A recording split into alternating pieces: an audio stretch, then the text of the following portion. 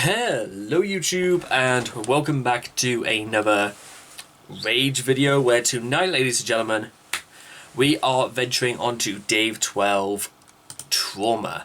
And considering how long this this song is going to be anyway, I think it would just be for the betterment of everybody involved if we just got straight out to business. So, if you guys want to check out the original video for yourselves, links will all be in the description down below.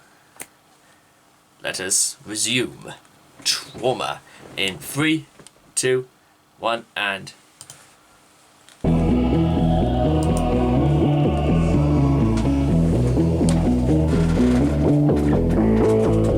Think hard, you're lying here in a hospital bed.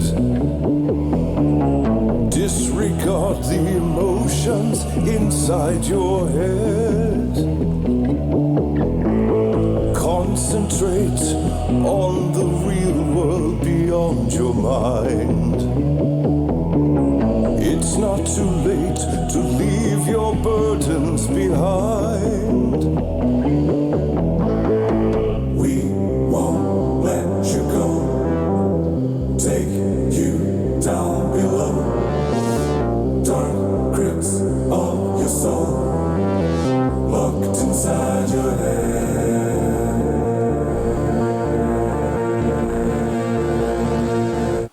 You're better off dead.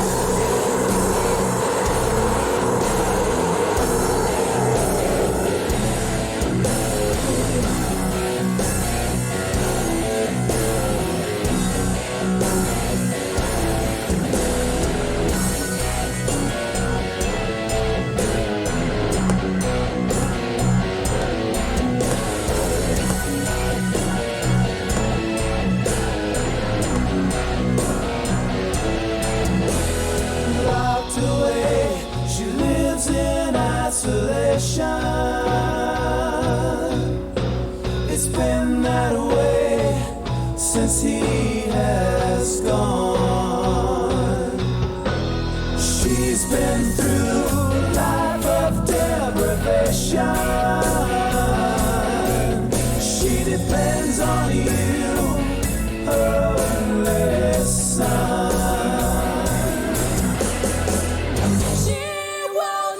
You go, keep you down below. Dark crypts of your soul, locked inside your head. You're better off dead.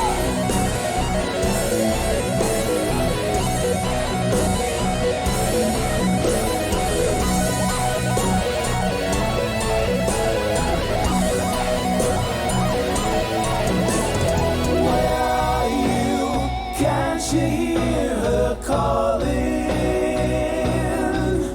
Nothing you can do, you have no time. There's no one there to catch you now, she's falling. Why should you care? You're doing fine.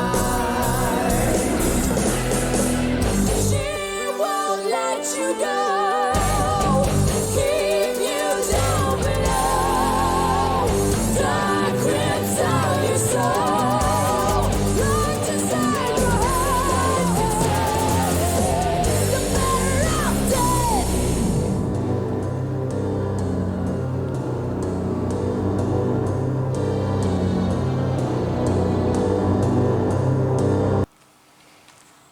Hi, this is Black. Who puts an ad in the middle of a song? I did you all a favor. Now she's at rest, she finally found her peace. There's no need to blame yourself. Must let go, or the pain will never cease. It's time to crawl out of your shell.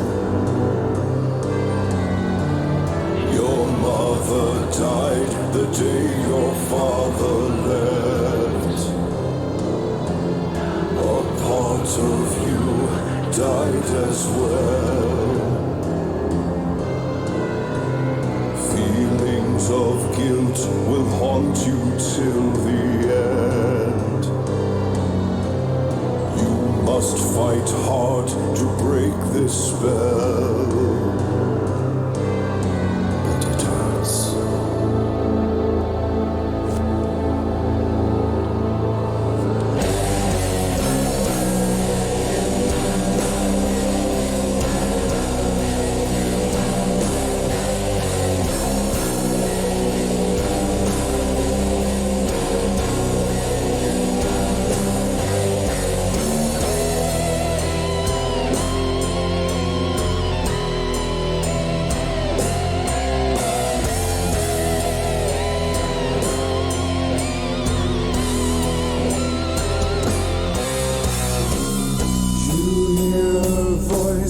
From beyond her grave, where were you, son, when I needed you? Is this your thanks for all the warmth I gave? Did you forget what I've been through?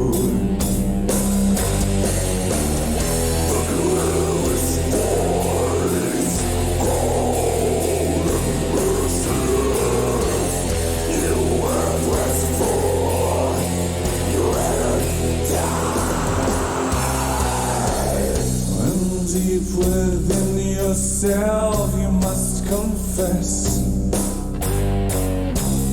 your ways cannot be justified. By now you realize you have to be relentless to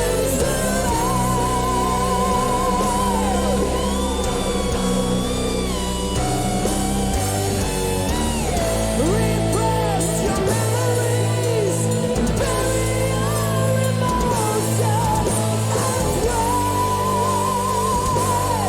It's your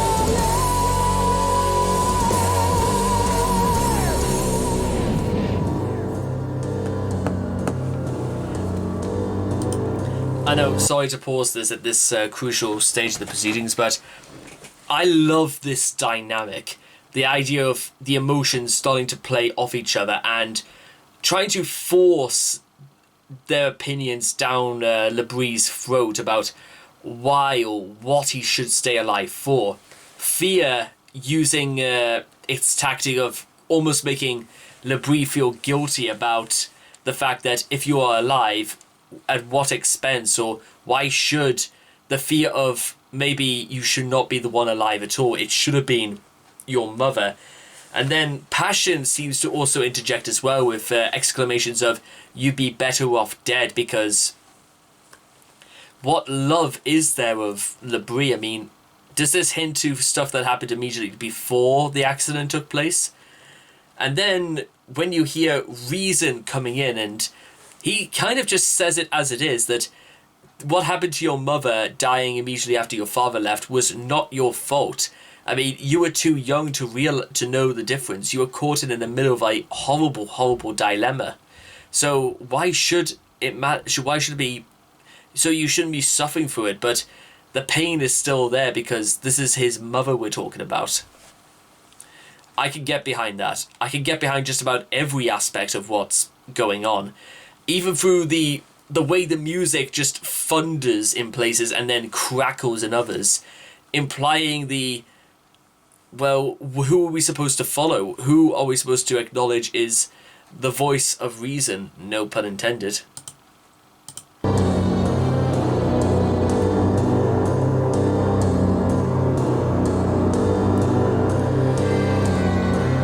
Now she's at rest, she found her peace. You hear her voice from her grave. You must let go or the pain won't cease. Is this your thanks for all I gave? A part of you died as well. You worthless fool, you let her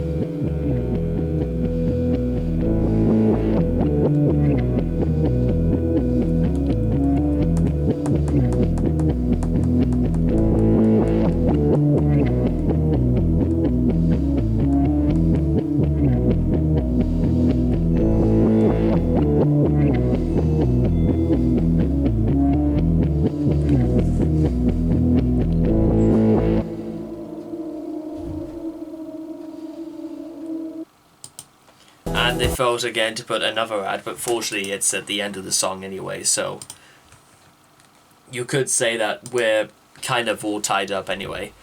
Okay, so ladies and gentlemen, that was Trauma by Ayreon. It's fascinating now that the further we go into this, we begin to... the emotions start to come across not just as sort of like one-dimensional figureheads designed to be put in place to either...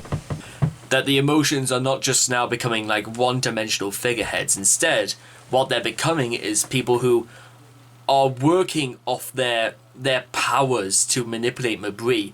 Fear almost working off this sense of guilt to convey the idea that maybe what Labrie did was all his fault, and it's supposed to make him feel as if like this is his punishment, and he will be sentenced to limbo and at a fate that was entirely not of his own choosing. I mean, Labrie said he was a child in the story when his mother died, when his father ran away. In what way is that supposed to be a child's fault? And for this to... in fact, if this were a movie, I'd imagine Fear being the face of his father, the father who beat his son, and basically, you'd say forced fear into his heart. That's what I feel like this is striking. It's right into Labrie's heart. And then when passion rolls up, and I say rolls up, but I'll use what I mean in a second. She won't let you go. Keep you down below. Passion works off the idea that Labrie should be the one suffering as well, because it was his mother's passion that she stayed as long as she could, despite what was happening. Which you could argue, again, maybe not a good justification for all this, because, well... why wasn't Labrie's mother strong enough just to stay with her son if she knew all this was going on? That's my question. And that's interesting for Passion to say that Labrie is the one who lacks passion, but then again, for those who argue, and listen guys, suicide is a very, very complex issue in itself that is, I think, purely dependent on cases from person to person. But from what I can work out is that because little about Labrie's mother is known in the story, aside from we know that she was married to this chronic abuser who beat the hell out of his son. We don't know much about her to convey that she was neither good nor bad. Even though Passion pokes its head in and says, what's the line again? She won't let you go, keep you down below, deep crypts of your soul locked inside your head. But then again, does Labrie therefore have like a passion to stay alive or to stay dead? Because he's holding on to these memories of his mother and the fear that must have gone through his head about who caused all this. And maybe it was indeed his father who did this. But then again, when we cut into Reason, and Reason seems to be the one who acknowledges Labrie's suffering, his turmoil, and these repressed memories, and has to... Reason is... They say the voice of reason isn't just people who tell you specifically how it is. They have to treat you on a very case-to-case sort of basis. They have to understand who you are and what it is, how they're going to process information. Which is why I love lines like, "Now she's at rest, she finally found her peace. There's no need to blame yourself. You must let go, or the pain will never cease. It's time to crawl out of your shell." She's Reason trying to make it so that he understands that what his mother did was entirely of her choosing, and Labrie had no influence whatsoever to say what she could and cannot do. And I think that's extremely important as well, because it crushes Fear's argument that it should have been him instead of his mother. But then again, you could argue, say, who's to say that it wouldn't have been his mother next?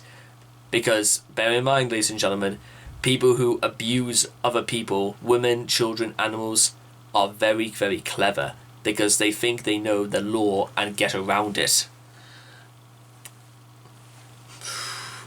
And then, just to really kick this off further, when Pride releases, by now you realize you have to be relentless.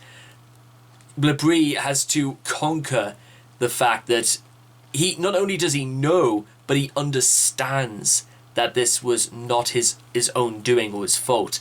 And as the title would have you realize, the trauma of this incident, especially in a boy so young, will become characteristically part of his outlook on the world. Because how does anybody at such a young age, or any age for that matter, when something like this so horrible happens to them, how do you take all this in? What do you do?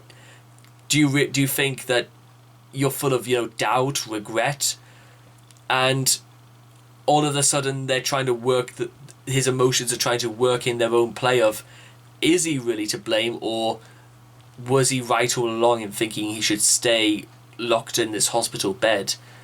It's also interesting that love isn't really featured in this, because as far as I could work out, in an issue like this, there wasn't any love whatever. Maybe that could be telling us the question of why his mother killed herself. Possibly. I mean, I can't say for certain, but it's about as good a guess as any I could work out at this moment. And finally, Labrie is still silent. So, does he come in to say something in day 13, or what happens next? But I'm afraid we're going to have to find that out another time. So, I hope all of you guys have enjoyed this reaction video to Day 12 Trauma by Ayreon. Please make sure to leave your thoughts and comments in the comment section down below. Let me know what you guys thought of Trauma for yourselves. Please also make sure to also like and subscribe to get daily notifications when my videos come out. And I hope to see all of you guys again in the next video. Take care. Bye bye for now.